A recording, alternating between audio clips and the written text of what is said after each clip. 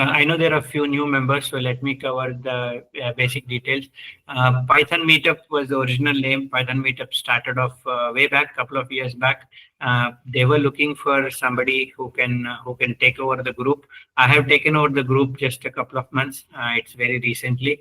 Uh, to set the overall context and the purpose of this group is for domain experts and people who are beginning into programming. Also, the second set of people is people who already know Python and want to know applications of Python. Where all can you use it? Whether it is data science, machine learning, or you want to build a Django server as a backend. You want to build REST APIs using Python. So for all this, it covers pretty much all the set of things. We also have two other meetups. I run another meetup called JavaScript Meetup. It was established December 2015. The purpose of that meetup is all the production grade technologies, enterprise architecture, cyber security, Java applications, anything you can think of which are like right in production right now. Everything is covered there, which is almost 90% of the population in IT. Those meetups we have been doing a lot. Under the JavaScript banner, we had done already 102nd meetup is going to happen on Saturday, the coming Saturday, August 9th. It is in ThoughtWorks, Whitefield. If you want, I'll share the link also for you people to join. If you're in Bangalore and you like to learn about machine learning and web technologies, a combination, that is what is the series talks we have August 9th. Coming back to this meetup, this is a bootcamp series started. After I took over, I did an initial session and then asked people, volunteers to come in.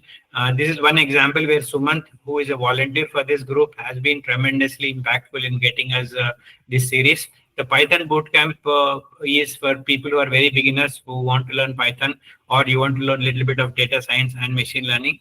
It's more a warm-up, not a very intermediate level or a detailed session. It is not about data success and algorithms. It is just about getting the art of programming and doing something in the area of data science and machine learning, very basics.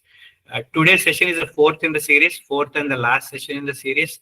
Today, Sumant will be covering about natural language processing and artificial intelligence. Sumant comes with 11 years of experience in production environment and the real world projects doing Python. So he was kind enough as a volunteer to do this. Thank you so much, Sumant.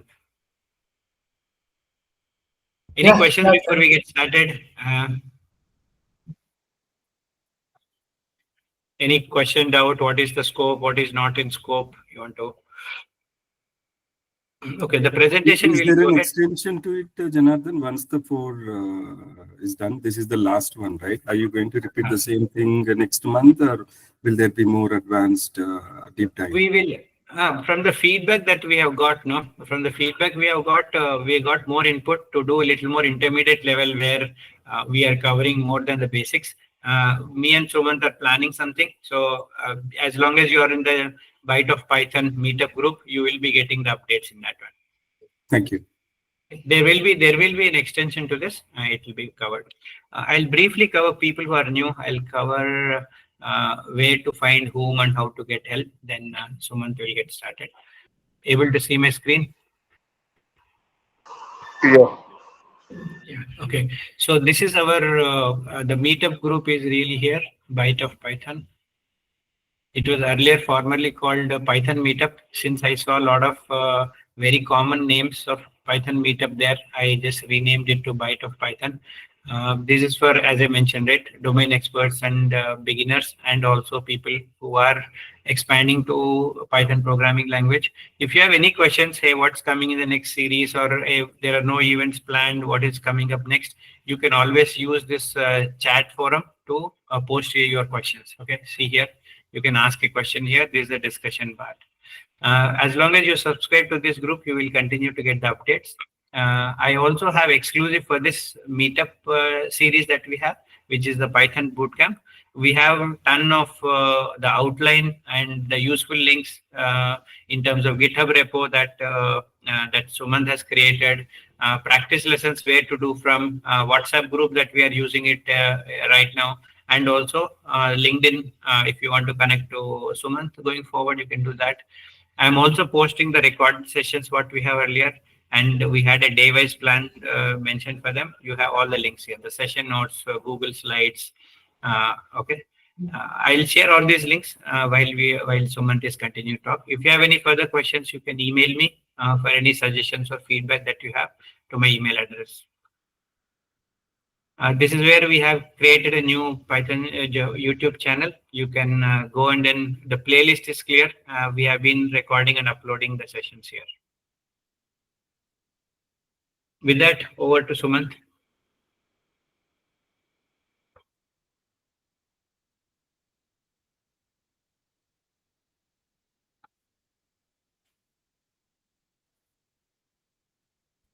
Yeah, thank you. Just give me a second. I need. Yeah, all right. Let me share my screen.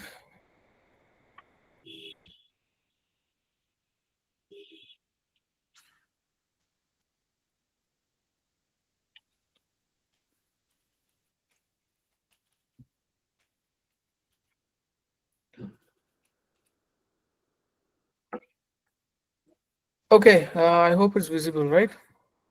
Yes. Yes. So okay, welcome everyone. So this is the fourth and the last session of the Python bootcamp, and as we are kind of in the last session, and like I said, we will be covering on NLP and AI with Python. So for the last 3 weeks, we were covering the basics, which also included the intermediate part, and then we also were looking into the data handling with NumPy and Pandas. So as you know, like NumPy and Pandas are where the data um manipulation libraries or transformation libraries which we saw. And then today we are jumping into a very advanced topic of AI. So I know that not everyone is experienced with all the topics what we are covering today, but this is a very, very high level overview of how things are working with AI or machine learning, okay, using Python, okay. So with that, I will jump further. Like I said, you have a lot of resources regarding Python. You can go and learn on your own. So we are actually using Tutorials Point for. You can go to Tutorials Point and learn about Python. And again, there are a lot of other resources as well. Okay, and then we have our WhatsApp group as well. And again, to learn any kind of language, you need to play around with the language and try practice a lot. Only then you'll come to know how it is. And over and all, if you're curious enough, you'll get to learn a lot. Okay, so with that, we'll jump into the most hype the topic of this whole year or whatever last 5 years, which is AI. So let me just give a brief intro to what is AI or artificial intelligence. Okay, in terms of programming, right?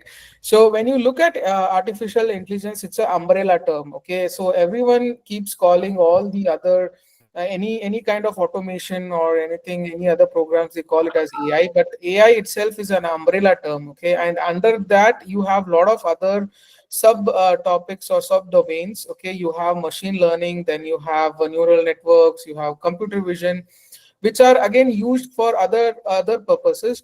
But overall we all call it as in general as AI, instead of directly calling them by names. Like we have autonomous vehicles, we say that okay, this car is like has AI in it, but it's more of an autonomous or machine learning vehicle. And that's how this whole a whole idea or a domain of artificial intelligence is right now. And you can see that it is like everywhere you see where people are building products, people are building software with AI. So everything that is happening around is based on AI. So in that we are only looking at natural language processing. So what is natural language processing? So let's look at that. So natural language processing, it gives the ability for the computer to understand humans. Okay, we as humans, we talk in our own language. We have our mother tongue, or we have English, or we have other languages to talk and understand other people. But the way the computer understands us using the same language is a bit different, right? So for that, NLP gives that ability for the computer to understand human language. Okay, that's the main thing which is behind this natural language processing. And the way it is done is that it uses some kind of deep learning models, and it has some machine learning algorithms. It can have computational linguistics. So these are again internal models or internal machine algorithm which it uses to understand humans and also reply back to them. So if you are familiar with chatbots, you talk to the chatbot, it feels like you're talking to a human. So that the whole thing, what is happening behind the scene is that the chatbot is itself using NLP, which is the natural language processing. And again, it, like I said, the various applications are for chatbots or customer service or sentiment analysis. All this is part of NLP. Okay. Jumping ahead, like what are the actual use cases of NLP? Mostly again, it's for your customer support. You can have a NLP chatbot which can give you 24/7 customer support. With humans, it is like they need breaks and all. But if you have some kind of chatbot or a virtual assistant, it will be running 24/7, right? And also you can have sentiment analysis, okay, where you can monitor or analyze customer feedback. So let's say you buy a product on Amazon, you go and give a feedback, or you leave a review of how the product is. So people from Amazon or the product, they can grab those reviews and they can run the sentiment analysis and try to figure out if the feedback was a positive or a negative feedback, and then they can improve their product, right? So all these social media companies and all, they make extensive use of sentiment analysis to understand how people react to their products. Okay. The same way, finance companies also use NLP for various other things like fraud detection and some kind of suspicious activity which happen. They also use this. And again, manufacturers use NLP for some kind of shipment related information processing.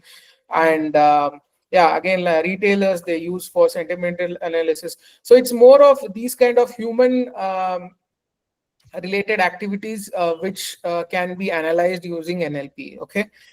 So with that, are there any questions till now? Because I'll now then like go and show you some examples of NLP. Okay. So are there any questions before I jump further? Yeah. So far, nothing in chat, but we can wait for a minute for somebody to unmute and ask any question. Yeah, sure. Anyone, if you have a question, please unmute and ask. Okay, we can continue. Yeah, just a second. So let me grab.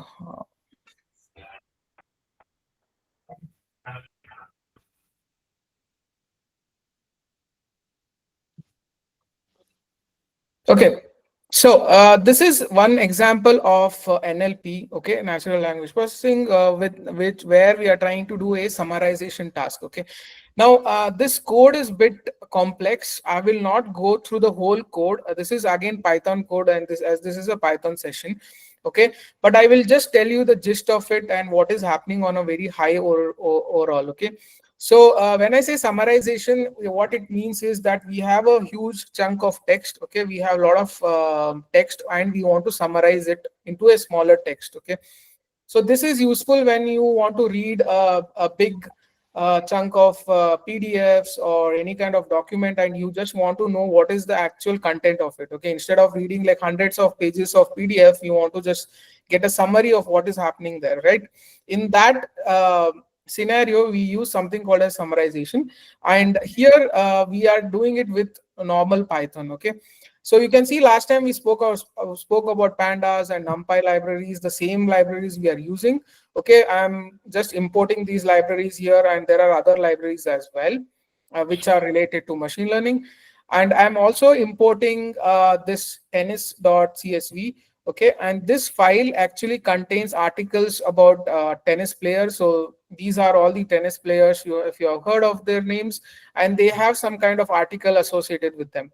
Okay, so let me just print out one of the articles. So it talks about Roger Federer here, and it has a lot of text. Okay, there is a lot of text. I'll not go into that what it is. It just briefs about the player and all the other things. Okay, now I want a summary of this whole thing. Okay, for that, what can I do? So, in terms of ML or machine learning, we use a lot of techniques to summarize these texts. Okay, and one of them is that we tokenize the sentences. Okay, and this again, it's a very high level overview of how the tokenization happens. What we do is like we split the text. Okay, whatever sentence you see, we split those and we convert it into tokens. Okay, for beginners, you can just think of that.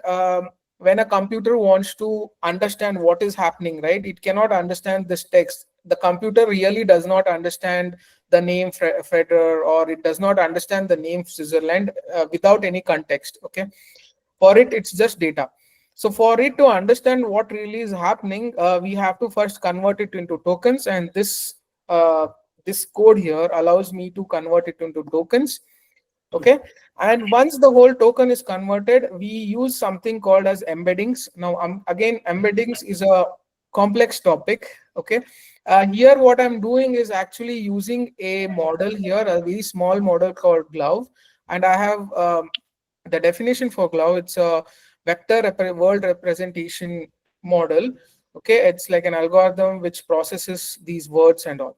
So what it does is that it gives me more tokens, and it allows me to it allows the computer to understand what is happening with all these words we have here, right?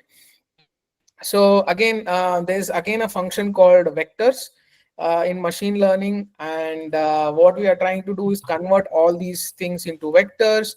And then we have something called as similarity matching, where we match up the words. Okay, if there is some kind of similarity in words, we match up those things.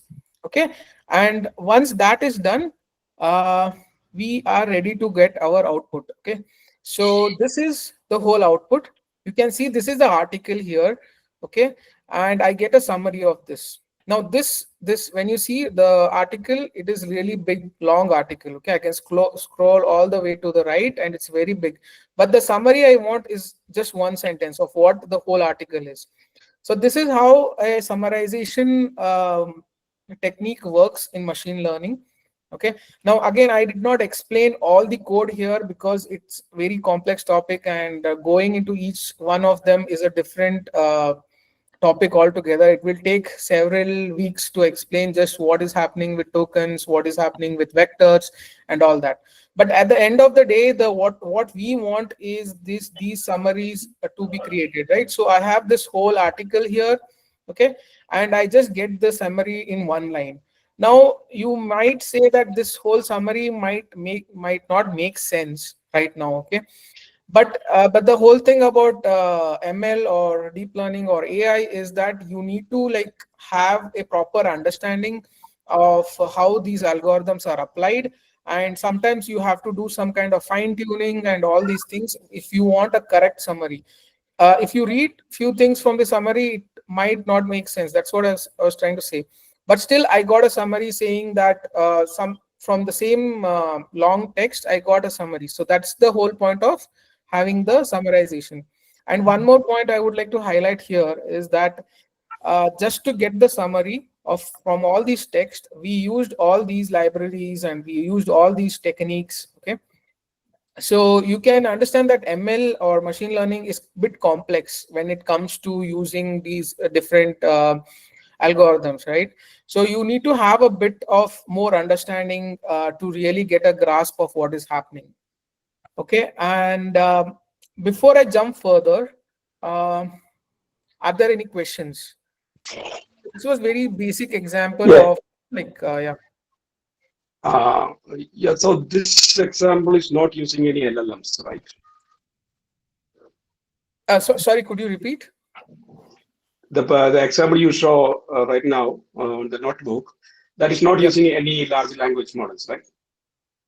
It is not using, in a sense, it is using a small language model. This is called Glove. Okay. Oh, okay, got It's it. an algorithm. It's an unsupervised learning algorithm it is using internally. It's not using But that a is large running language. locally, or that is running locally on your machine, or is it an API call to a as No, service? it's running local on this notebook. Wherever this notebook is hosted, on that it is running. It's on your. If you are running it from your local machine, it will be on your local machine.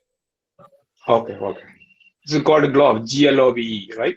Okay, Yeah. Yes. okay, okay. Thank you. Okay. Any more questions? Yeah, I see this model has a extension as .txt. So what exactly the format of the models, how they are stored It internally? is stored as an embedding. I don't know, like if you can really understand that. So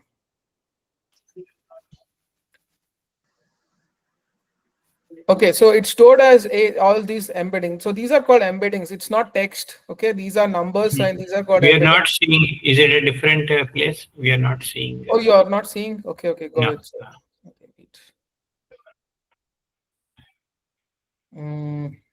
Let me share my whole screen.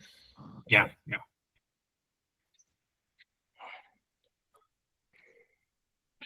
Okay, so yeah, if you can see this. Yeah. Okay, so this text.txt, it's a embedding file. It contains all the text as embeddings. These are numbers which are the text is represented as numbers. So like I said, that computers do not directly understand text.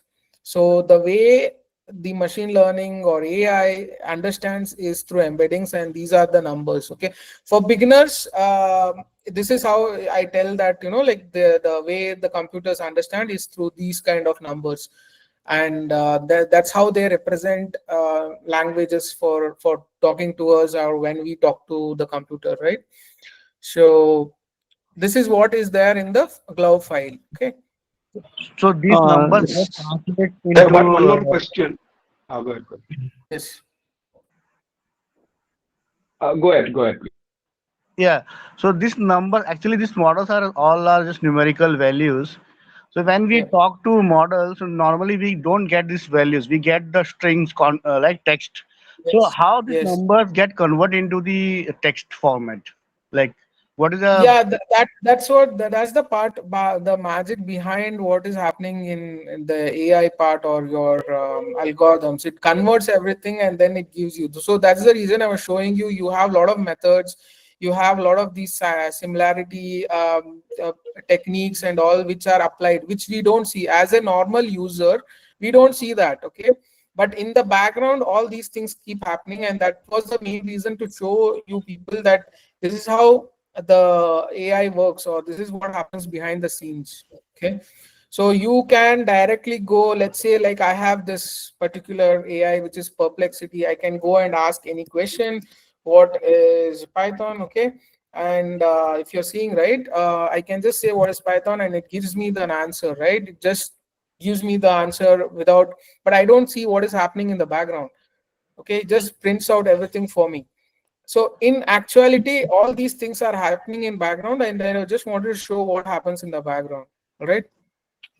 Devendra, other way to understand is if you're doing image processing, if you see the very common one, right? You circle in a picture and you remove that one. Let's say you don't want a background of a lamp or something shown. You circle it and vanish it, right? Behind the scenes, it's always matrix transformation happening with the numbers and the coding -1 and all. So what Suman showed was that digital form of it. But for the end user, it will look like you have actually vanished a lamp, right? So it's in a similar analogy here. yeah, got it. Understood. Yeah, thanks. Okay. Yeah, Sumant, one question. Uh, go ahead, go ahead.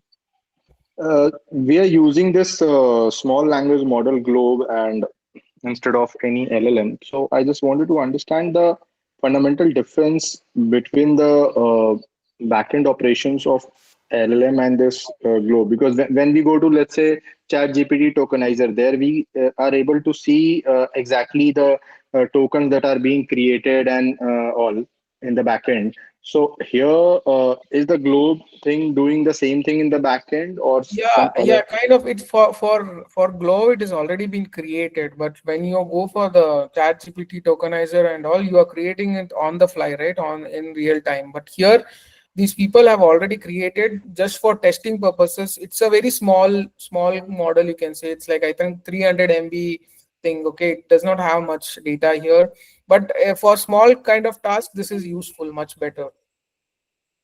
Okay, so if we want to process more data, then we'll have to use the APIs of some LLMs in the Yeah, code. yeah, correct, exactly, yeah. All right, thanks. Yeah. Sumant, can you Sumant, show one the? question. Go ahead, Ashutosh. Yeah, yeah. Praveen. So I just looked up the GLOB stands for Global Vectors for Word Representation, probably from Stanford Research. But in your experience, do you think this is being used in production? In production, so again, this is a very small and model for just for testing purposes. Like we are just doing summarization tasks, right? We are not doing other big tasks with this. So for testing purposes, this is fine. But if you go for some production related things, then it's better to go with like LLMs, which are fine tuned for your own tasks. Okay, got it. Thank you. Go ahead, Janardhan. Hi. So this program will be shared.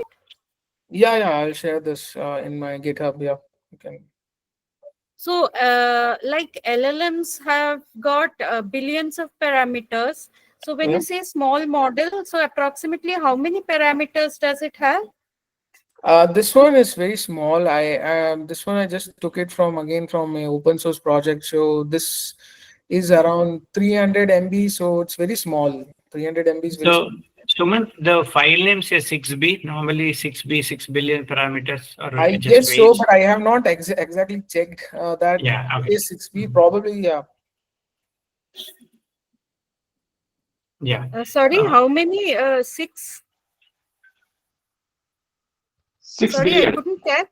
6 billion. Okay, that is also not very small, right? So Yeah, that's right. when do you I don't think this is 6 billion. It's a very small model, but so I'll get back to you with the Okay, exact. fine. That we can search on the net. No, I just wanted to know when you say small, does it have some industry specific No. threshold, like so much So is here's the small? thing. So here's the thing for this cloud model. Okay, if you can see, it's a word-to-word occurrence statistics model. Okay, this is more for analyzing text. Okay, this is more for your testing and like some kind of summarization task or classification only. You can't do any advanced features with this kind of model. You'll have to go for other models. So I will be talking about models in the next slide as well. So let's not just stick to this one. I'll show you other models as well. So basically, this type of model cannot be used to generate text. It can only be used to classify some Yes. text. So I probably this is a precursor to LLMs, I think. Yeah, This exactly, type exactly. of library. That's what I was coming to. That's what I'm coming to. So this is like natural language processing. I'm showing an example of summarization. Okay, what I wanted to show, I'll come to that point where you made a good point there. This is a precursor. So I wanted everyone to understand like what is happening behind the scenes. That was my main intent, that you people need to know what is happening, and then I'll go ahead and say, okay, how the models and other things work around. Okay. One last thing, Sumant. One question came is, what are the things that we imported? What libraries we imported? On the top, I remember like maybe regular expression, RE, and few we Yeah. NLTK. Correct. Yeah. So we have Okay. pandas, NumPy, and then you have this natural language and TK, this library, and few other things we have imported. Okay.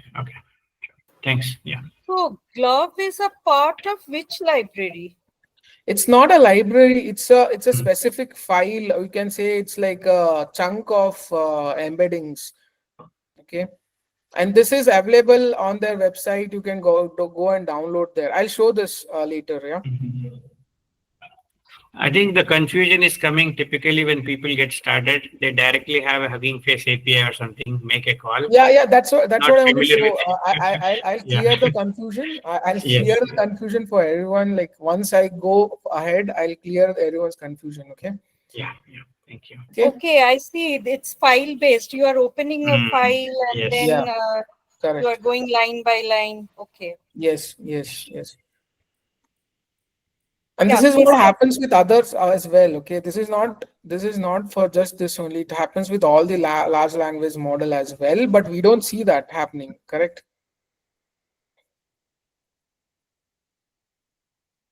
Am I good to go ahead?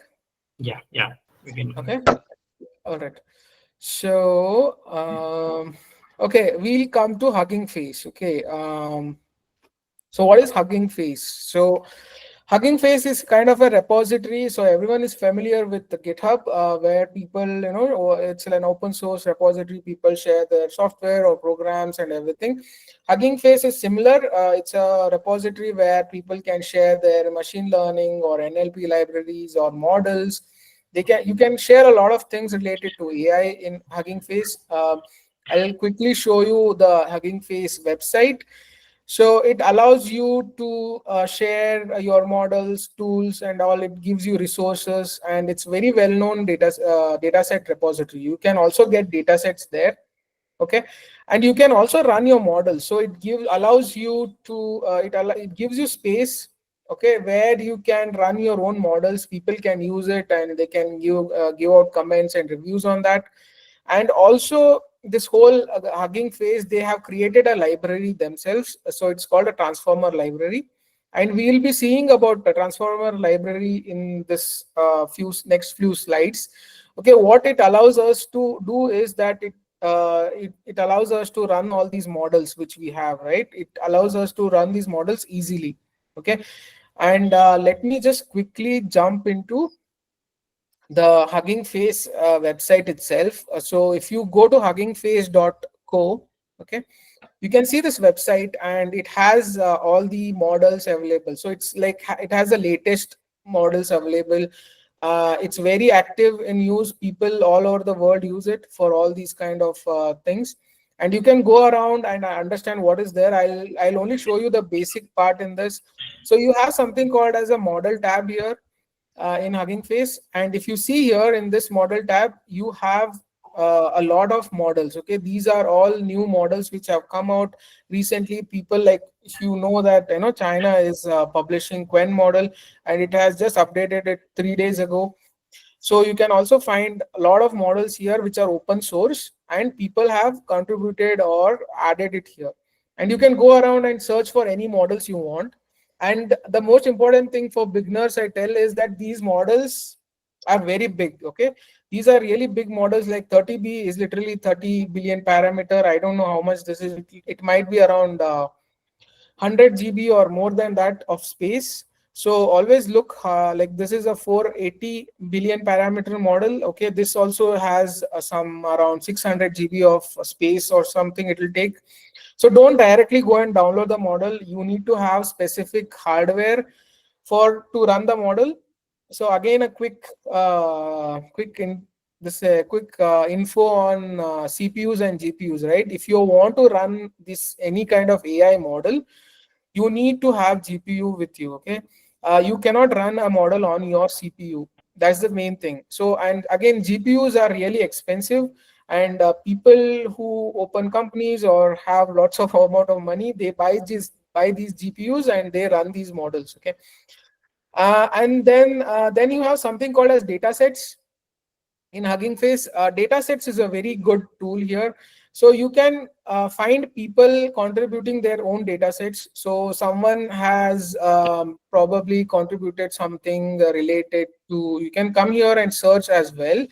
Okay, if I say car, right, and I get these data sets related to cars. Okay, someone has taken the time to take all the pictures of different cars and has put that in a data set. And now if I want to create create any kind of program where I want to classify these cars, identify these cars, I can come here and directly grab this data set. Instead of me creating a separate data set, this is available for free for me. Okay, this is the point of open source, that all these data sets are available. I can find other data sets, including like some kind of any other language if I want. Okay, I want something related to Japanese language, I can get them from here. Anything I want, everything is available here. Then the next thing which is part of Hugging Face is this called spaces. Spaces is where people host their demos. Okay, if someone has created some kind of program with these models and all, they can host it here and you can come here and try. Okay, so if you click on this, it will open up the model, the space here, and you can write anything, So again, same, what is Python? If I just type this out, it's the same thing, but this is created by a user. Okay, so it gives me it's so people use this to do a lot of things and experiment here, so other people can come here and this is more of a coder. I think I should have not given this. What is Python? I should have given right a.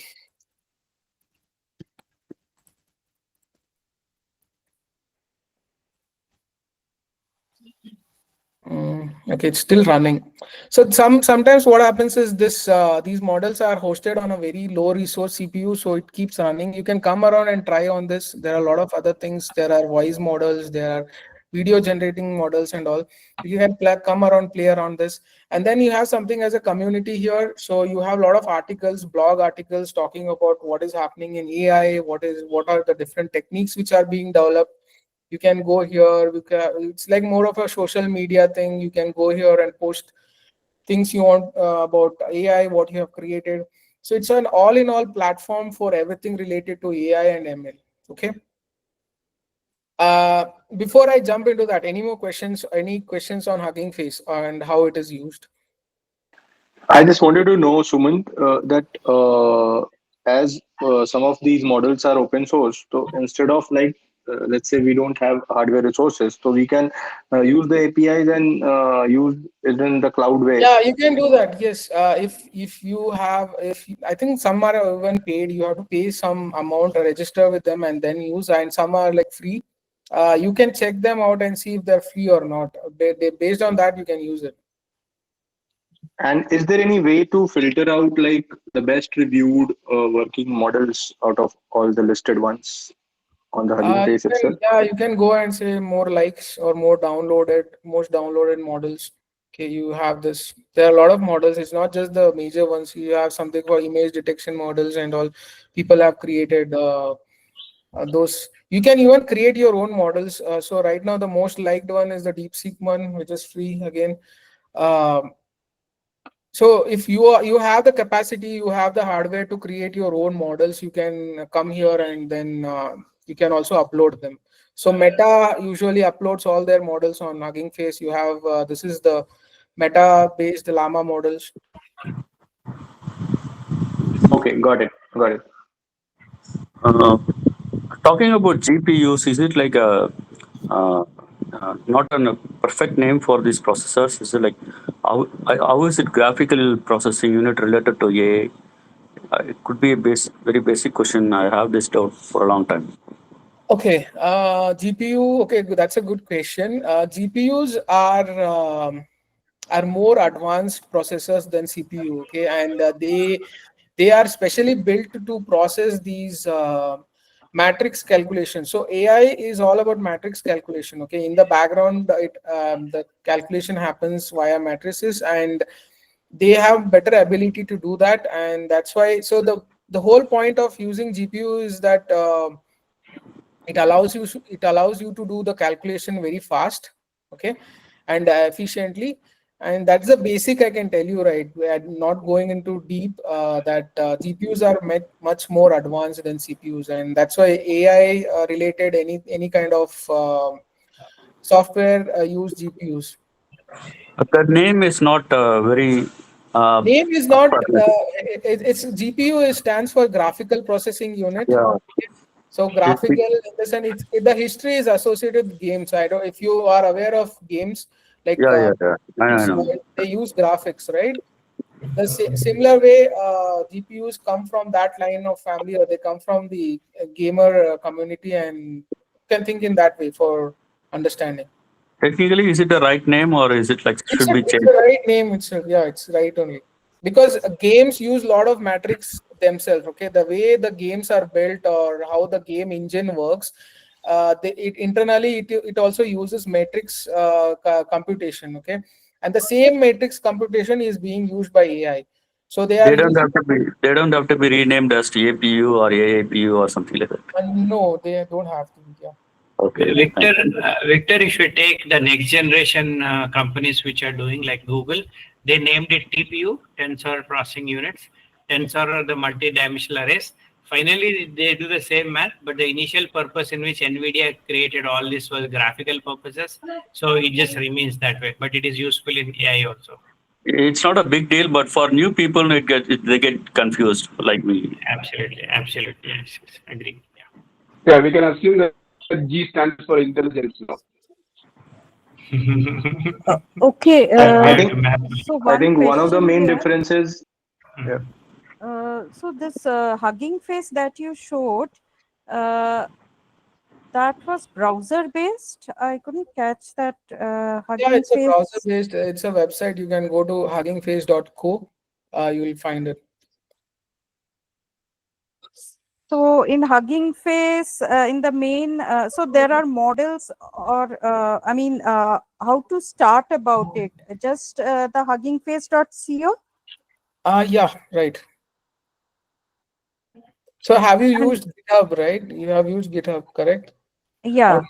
Okay, yeah. Similarly, this is, you can think of this as a GitHub for all your AI related libraries or models and anything. In GitHub, you host your programs, right? You commit your programs, you do all that, right?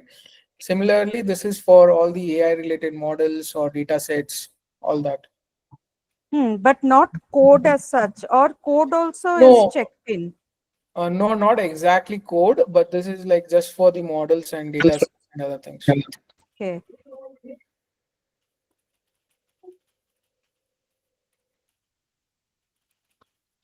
Okay, any more questions? Let me see. I think we'll go a bit over Yeah, time, sure. right? Yeah. It's okay, I guess. Yeah, we are taking questions interactive so that this session is Yeah, useful.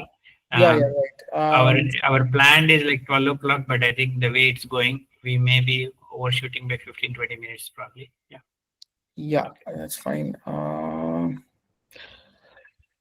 Okay, jumping forward, so we have LLMs and transformer models. So like everyone was asking about LLMs, so what are LLMs? Okay, so this is what we will be looking at now. Okay, So just one more question before you get into LLMs. I don't have a GPU. So is there any option of trying any smallest LLM in a, say, a Mac machine at least, but CPU, a Mac, say M1 or M2? yeah, you can do that. Yes. If you, I can tell you that later about this once we are done with this. So you have something called as Olama. With Olama, you can download a very small model on your local Mac and run it. It's also available on Windows also. I can show that after this. This Yeah, whole sure. Sure. okay. Okay. Sorry. So, okay, LLM. So everyone is aware of LLMs. I don't want to talk much on this. We are running a bit on late on time. So large language models are used everywhere. So the reason they are called large language models is because they are trained extensively on huge chunk of data. So when these big companies like OpenAI or Meta, they what they do is they take really huge or massive amounts of text data or image data or all this data which is available freely on the internet, and they take them together and they train their models. Okay, the way we saw in the previous example where we had a very small text file, right, the GLOW text file, which was I said which is around just 300 MB. So in case of these training models, these are very very huge files. Okay, or you can think of these chunks of data which are very massive, and what they do is they train these models on that. So these models get all the information from the internet, and they apply all these deep learning algorithms internally. And one of the biggest algorithm or architecture which is being used is everywhere right now is the transformer architecture. So again, transformer architecture is a very deep and a complicated topic to talk in this kind of session. But the main thing what the beginners can always remember is like any kind of LLM which is being used right now has internally transformer architecture in it. Okay. So once you know what is a transformer architecture, it will be easy for you to understand like how this whole thing works. And the basically LLMs are what it is, just a next token prediction algorithm, right? It what it does, it keeps going on predicting the next text. So if you give it a text, and it will just keep adding new words to it, right? So for us as humans, when we look at that, we say, okay, this is like AI, it is generating a lot of information, but basically underneath what it is doing is just predicting the next token. And the whole idea of the transformer architecture is predicting the next text. And this is like the transformer architecture. Again, not going too deep into it, what it allows is that it allows the tokens, like I spoke about tokens in my previous example, it allows the tokens to be processed parallelly. Okay. And because of that, it becomes very fast. So when we see something, when we type something in a LLM and it gives us a response, what is happening inside is that it is processing them parallelly, and then it is giving us the response. Okay. So I'm not again going too deep. Transformer architecture is a research paper available, and people who are more interested into this, they can go and read on that. And what I can say is every LLM out there today is using this or some similar architecture related to transformers for processing. Okay. And that's the reason that these large language models are able to run so quickly, or they are able to run efficiently and provide us answers whenever we ask any kind of questions. Okay. Any questions still on these two things? So Yeah, when we say that these models are trained on vast amount of data, does it mean that the program runs on this data once or multiple times? What is actually training means? Like how it can help on like. So I didn't get that training on the data. So just normally the program runs on the data and once, and then we have set it's, or is it multiple times we have to run the program on data? Like how it is trained? yeah, that training techniques are again very complex. You can think of, see, I have a small diagram here which shows the how the steps are followed. So this is the data collection. Data collection is when you get all the data, whatever related data you want to collect, you have that. Okay. One example I can give you, let's say that you are creating a model for medical purposes. Okay. You want to collect, have a model which only talks about medical. Okay. So you collect all the medical related data in your data collection phase, and you say, next what you can do is do some pre-processing where you clean the data, you remove unwanted stuff and all. Then when you have the training stuff again, like I said, there are algorithms available which will train this data, right? It allows the LLM to understand what is happening with that medical data. Let's say you have so much medical records and all, the LLM needs to understand what it is and what it is doing, right? So that is what training is called. Okay. And you can run multiple amounts of training on it until you are satisfied, okay, this model is behaving correctly or not. Okay. Devendra, yeah. Devendra, the other way to understand is the way I interpret is we traditionally, if we take our in schooling days, right, high school and all, if you want to learn about plants and then organisms and all that, right, so we learn from the concept. That is our natural way that we learn. But the way machines will learn is the analogy could be you are giving them 100 MCQs on plants and organisms, and then you will ask them to form the connection. So MCQs, they will keep learning that, okay, for this is the right answer. And it will try to evolve and then start connecting, and it will deduce theories from those things. Instead of learning from concepts, it will learn from the information, build its own concept, which are weights and models, and then it start answering future questions. Okay, So got it. rough example. Yeah. Yeah, sure. So until it is gives the right token or right, when we are satisfied, we keep on training this and make the weights and models behind. Is that the understanding? Correct, correct. Let's say we gave only Karnataka state board syllabus only, and then CBSE it's not able to answer. Then we start feeding more CBSE questions also, so that it's able to elaborate and give a broader and better answer. Till then, you keep on tuning the model. Yeah. Once it is Okay, ready, you feel it's giving like scoring 90 to 95% in that one. Then we'll say, okay, this model is probably good for us to continue. got it. Thanks. Okay, so so this was like very brief about LLMs and the transformer architecture. So yeah, transformer architecture is used everywhere in the modern LLMs. Um, and and um, and when coming back to Hugging Face, so Hugging Face itself has a library. Okay, so it has a transformer library. Okay, which actually allows you to do a lot of operations. Okay, so this transformer is different from this transformer again. Just for people to understand, this is the architecture, transformer architecture, and this transformers library from Hugging Face is a different library. It what it does is it abstracts away the complex training and deploying. So it gives you a easier way to train or to deploy your own models without writing much code. Okay, so someone was asking earlier that all this, what is happening in this first example which I showed, right? NLP summarization, we had to write a lot of code and we had to take all these files and do a lot of operations and all just to get a output. So here, when I talk about these transformer library, it does everything for us. Okay, and then so the example for that, okay, is yeah. So again, I have two tasks which with these transformer libraries, which is summarization, which you already know. It takes a big text and then it summarizes into yeah, sorry.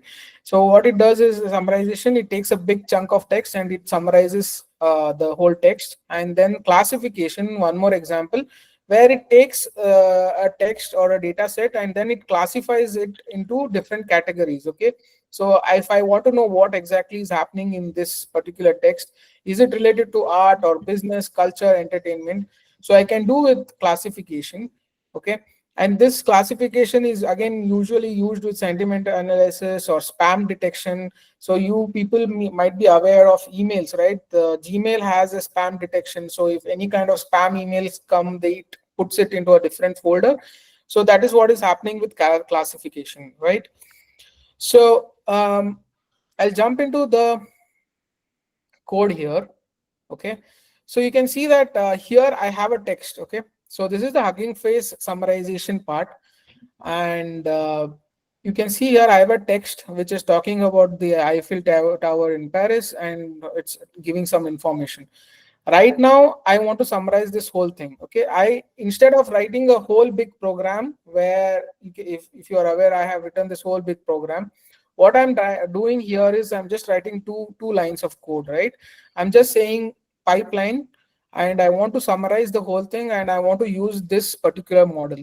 Again, this particular model is available on Hugging Face. It's coming from the Hugging Face website itself. And what I want to do is just summarize this whole text, right? So when I do this, what it does is it goes and fetches the model. It does everything internally. It does all the operations for me, and then it just gives me the summary. Okay, so this is the whole text here, and it just gives me the summary in like 2 lines.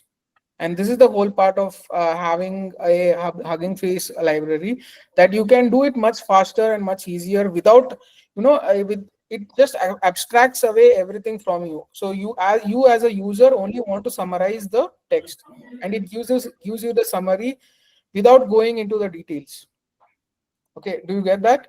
So like someone said, this is very complex to understand, so this is much more easier to understand for users to use it from the first day itself. Yeah. We have two people raise their hand. Yeah, Raghu, yeah, first sure, go sure. ahead. Yeah, one quick question, Sumanta. In terms of you're using the model, but have you subscribed to it? I mean, do you have how do you pay for the model? No, I'm not paying anything for the model. These are free models. These are available and hosted on Hugging Face. These are free. I'm not paying anything. So if I need to use not a free model but a paid model, Yeah. then I think it integrates. Yeah, for the paid models, you will have to pay some subscription and all. But these are again, what do you say, free models available for doing any kind of testing or any kind of things. Okay. So where do I find the documentation how to use the free model? How do I identify which are free models in Hugging Face? See, the thing with Hugging Face is that all these are free models as it is. Okay, these are open source and these are free, but these are very huge models. Okay, if you try to download them, these are like 600 700 GB of models, and they don't run on your normal computer, right? You need a GPU based computer, so you will not go ahead and use these. So I don't want to download, but I want to use the model in the cloud. Let's say I have this. Yeah, in that sense, this is just a hosting thing. Like it will only host the model, but that if you want to download and someone else might, like download this and then provide you as a service. Okay, understood.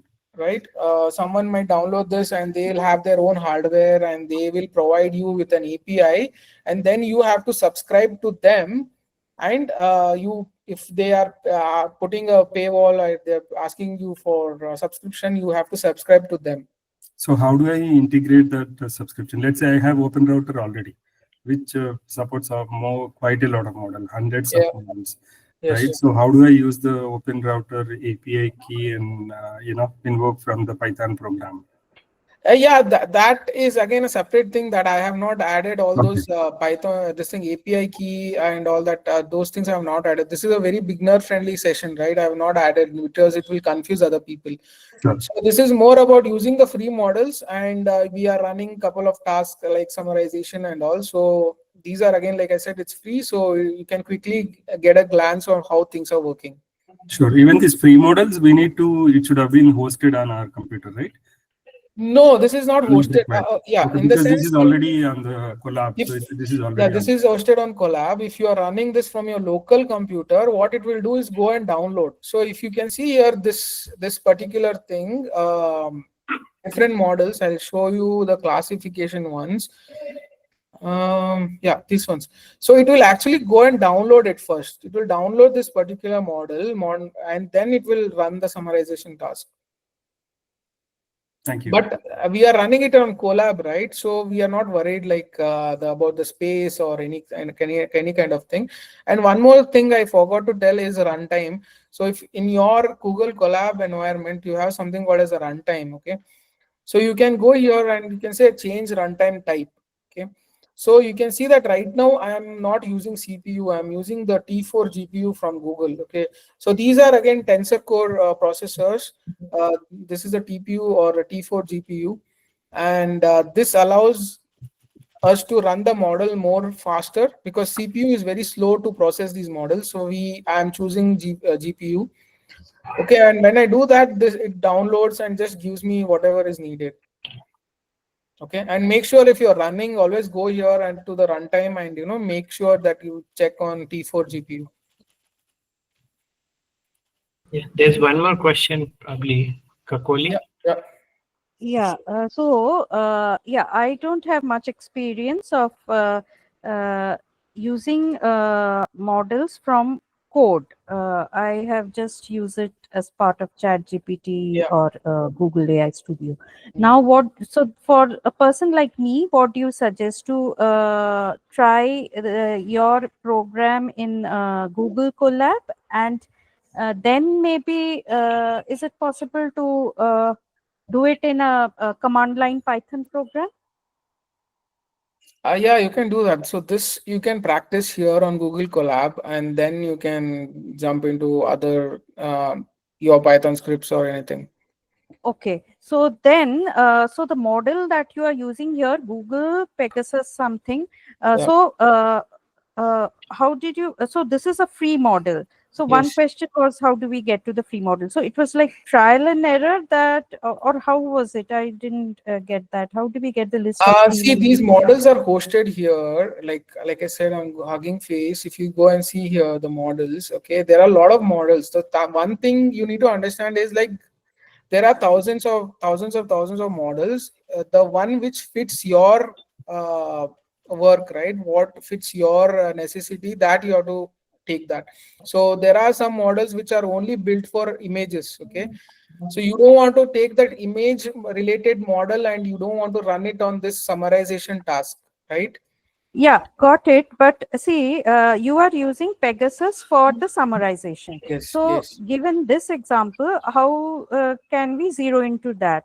So, Okay, if we okay. go to What you can Hugging do, Face, I'll show you. In that case, what you can do is you can come here to the Hugging Face itself, and you can go to models, right? And on the Mhm. left side, you have these filter options. Okay, so you have a lot of filter options. So you want, what do you want to do? You want to summarize, right? So Yeah, uh, I can see summarization. I saw somewhere. right. Yeah. So you have under natural language processing, you have Okay, summarization, right? there are filters. So then you will get all these different models which are only basically for summarization tasks. Okay. Hmm. Okay. And all of them are hosted in which platform? In Hugging Faces platform, or Yes, does they are on Hugging Face platform. Yeah. okay. Now, And in this, Pegasus would also be there. So, this 0.18, is this the size? I mean, is there something about the model yeah, which can give so us an if you idea? click on that, see, I'll show you this. This is also useful. So this is the Facebook BART large CNN model, right? So when you click on that, it gives you this all the details as well. Okay, Okay? So you can okay, come and read about it, like what is this doing and how it was created. Like they have given everything, right? So they also give you sample code as well, right? okay, that is great. Okay, and they again same here, right? They have a huge text here and they're trying to summarize it. And then apart from that, they give you all the other information like when it was created, like all that. Okay, Okay.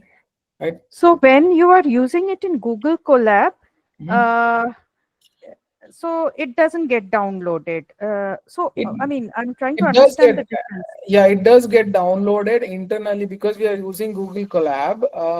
It what happens? I can show you. Okay, let's do this. But hold on. I think time is also running out. What's the time? Yeah, so if I want to take another model, okay, so I have this model, right? So I have this Pegasus CNN Daily Mail model, okay, and if I want to replace it with here, I can replace this, okay, Mm-hmm. okay, and if I now click on run, what it will do is it will go and download it. So you can see that it's actually 2.28 GB of model. It has to download this of the first time.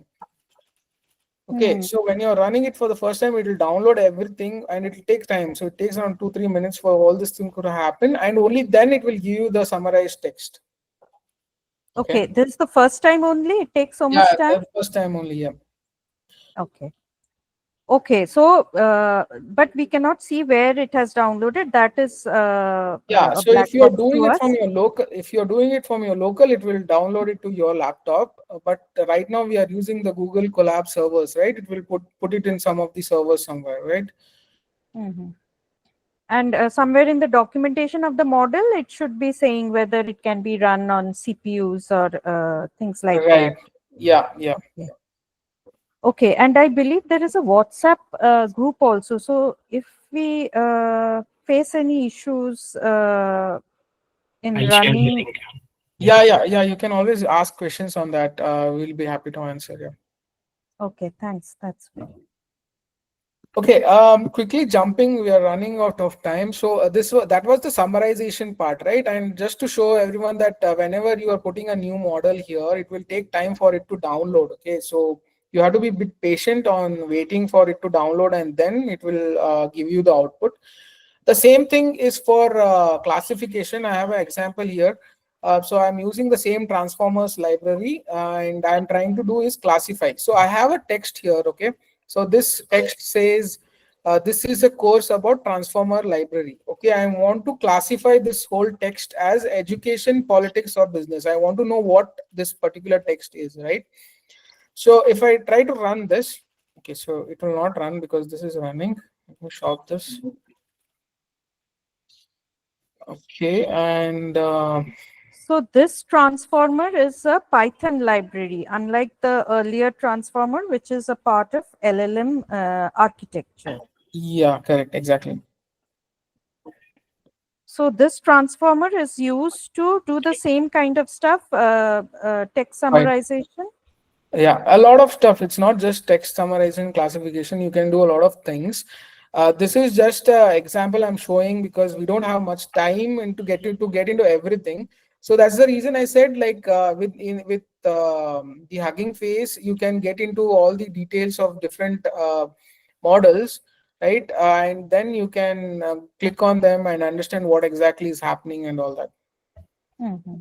Okay, you have a lot of filters here. You can go and check all that, and you can read about them. So only way to understand what is happening is to get into that. Like, you have something called text to video also, right? If you want to create videos, AI videos, so you have these models here, so you can go here and get to know what is happening and all, right?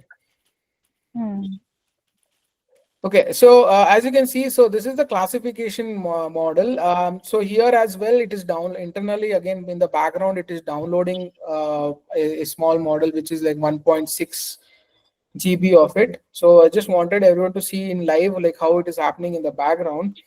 So once everything is downloaded, only then it will give you the answer. So this is the output. So this was a sentence, right? This course is about transformer library, and it says that it has these labels: education, business, and politics. And statistically, it is saying this particular sentence is related to education, right? Because we are talking about some kind of course or some kind of transformer library, and so it is like trying to point out that this is an education related statement, and it is not a business statement. That's why it is giving a very low score for this business uh, to- label, and also a very low score for politics. Okay, so if I quickly change this line to something like there is a sale in supermarket. Okay, so I've already downloaded the model, so I don't have to re-download it. So it will quickly just go and fetch it. So here you can see that now the label has changed. Now it is saying that it's a business related classification, right? It is saying the business is like 96% of business statement here, and 0% like to education, and 0% to the politics. So this is like example for a classifier just to classify various statements and all. And this is like a text classification one. Here what we can do is, like, if I have a sentence like this restaurant is awesome. Okay, and this is a review from a customer. I'm saying that this restaurant is very awesome. So what it is trying to say is, okay, this label is positive. I'm saying a very very positive comment about but some particular restaurant. And if I say I no, very negative, I hate the food here. Okay, if I say something and I run this, then it will classify it as a negative statement, right? Because I'm saying the a negative statement. So these kind of things can be used to classify your reviews from users and all. Again, this also is the same. It is trying to classify as a movie, where we are trying to find if it's a positive or a negative rating for the movie. And then lastly, I have this model where it is used for text generation. So we are already aware of text generation. We use a lot of chat GPT and all. So I have this one sentence in this course. We will teach you how to. So I'm just having this one sentence, and I want the model to complete that whole sentence. Okay. Um, so again, it will take time. It will keep downloading and all that. So once it's done, I'll show you. So can we jump into questions? Are there any questions? So this is the last part of this whole session that I So wanted to show. this transformers has got nothing to do with Hugging Face, or Transformers is a library from Hugging Face. They have Okay. created a library So for it. basically, the models are got again from Hugging Face only. Yes, yes, yeah. But we don't have to. But earlier, I think so we don't have to include Hugging Face, that word, anywhere here, right? Yeah, you're not including it here, right? Okay. Hugging Face is just a Library. marketplace to host all these LLMs, right? It's just a marketplace. Correct. It's just Right. It's a marketplace. But and what is the Transformers? So the first line, Transformers, Mhm. that library is also a part of Hugging Face? Yes, yes. It's a library built by Hugging Face. The Hugging Face itself is a company. Okay, it's a company. It's like a marketplace. It's a repository. It's everything. They So, have okay, a lot of one question that I have then, can we do mix and match, like agreed it's a Hugging Face library, but it's a Python library, but is it just made for their models, or it can be used with models outside Hugging Face also? Yeah, you can use outside also. If you have your own model, you can use that as well. Yeah. Koli, what we'll do is once we finish the session, we'll check for others also if they have any questions. Then we'll come back to the extended questions if you have. I think Raghu, did you have any question? Anyone else? Yeah, one Is there question. So I anything think more, Sumant? Is there anything more you have to cover in theory? No, just wanted to show that, okay, like this is the text generation model, and it just generates text, and yeah, that this is the last part. So I wanted to show. Yeah, we can jump into questions if anyone Questions. has. Okay. Yeah. Because we're already 15 minutes and people are dropping. We'll just take the questions at the end and then. Raghu, you have question? no, I think you answered that question. Thank you. So basically, whatever is available on Hugging Face, you can use in Collab, which is great way, right? It's everything in the cloud. We don't need to download. Fantastic. Yeah, thank you. So just one question I had is, in that statement from transformers import pipeline, transformers is that Python library, and what is the pipeline here? Pipeline is it's a method. You can think of it as a pipeline is a function again provided by Hugging Face. I think I had it in one of the slides. Okay. So yeah. So if you see this, right, the Hugging Face provides a lot of things, just not pipelines. You have tokenizers, you have data sets, you have pre-trained models. So different, again, within it has different libraries as well internally. Thank you very much. Yeah, that's helpful. Yeah. Anyone else who couldn't speak, or any question that you have? This is the last of the series. We covered basics of Python, data structures, NumPy, pandas, and today this. Yeah, right. So yeah, this is the thing. So we have covered on basics, intermediate things, and the data libraries, and this is the last part on AI related.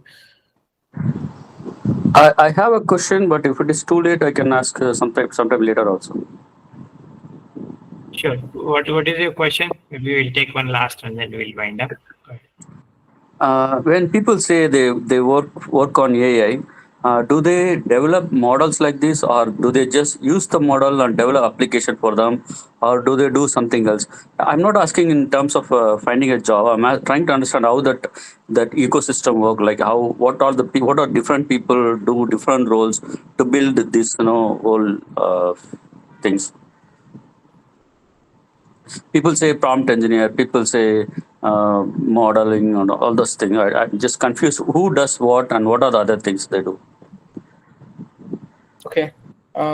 Yeah. So that's a reasonable question. So there are again a lot of roles within the AI community, right? So there are people who only extensively train models. Okay, like you saw all the models. There are companies which only train models, and then there are people who build software or build products using those models. Okay, Okay. and then you have, like you said, about prompt engineering. Those are the people who use these models to again do some kind of activity with that. So again, there are a lot of domains within AI, and different people are working on different domains. Okay, thanks. Okay, anyone else? Okay, sorry to ask one last question, Yeah. Janardhan. So in Yeah. Hugging Face, I'm in Hugging Face. I was just trying to see models. I can see one tab, and there is a libraries tab, but I see very generic things also there. Scikit-learn, then so these are nothing to do with Hugging Face itself, right? So what is the context here? Keras. So these are just generic Python libraries, but in the AI space. So is it like they are aligned or some way connected to the models that they have in their marketplace?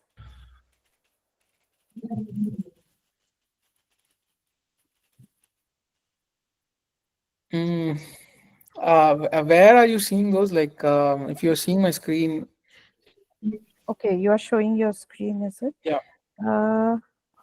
In the left. Okay. You need to like have an account. You can create a free account here. So I'm in my logged into So my. when you click models, Okay.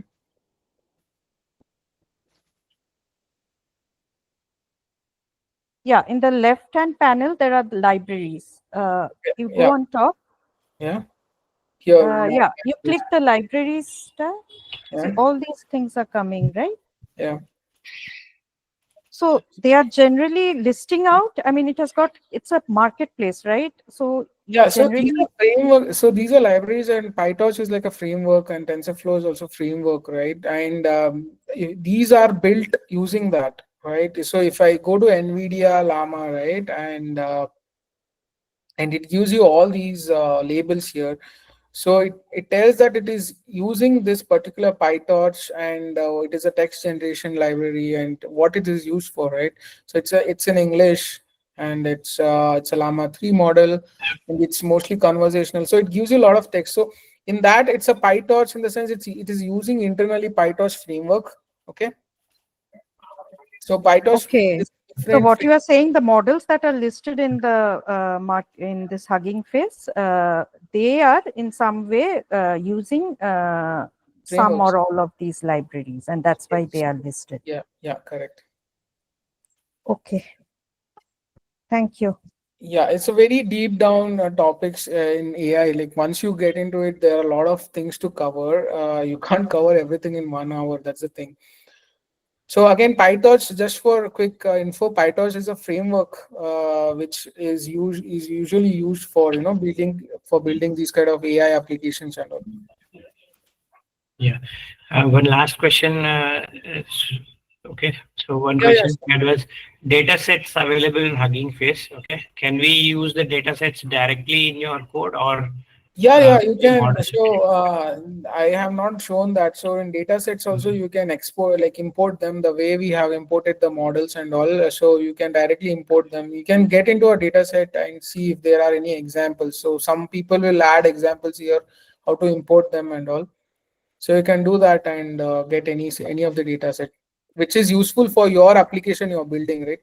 So if you're using some kind of data set for image or video and all that, you can grab any one of these and try it. Yeah. Great. Thank you all. One last time, just in case you have not subscribed yet, the future items. I see that we're getting requests to conduct more detailed sessions. I'll be publishing them soon in our meetup group. Join the Byte of Python series, the meetup group, and we'll publish here any new events upcoming or even the sessions that are there. Thank you. Have a Suman. good. Thank you, Janardhan. So just if we have any future session on the MCP with the Python, that will be really great. Thank you very much. Yeah, sure. Thank you all. All right, thank you. Yeah. Thanks, Janardhan and Sumant, for conducting the sessions. Yeah, sure. Thank you for attending. Okay. Bye bye.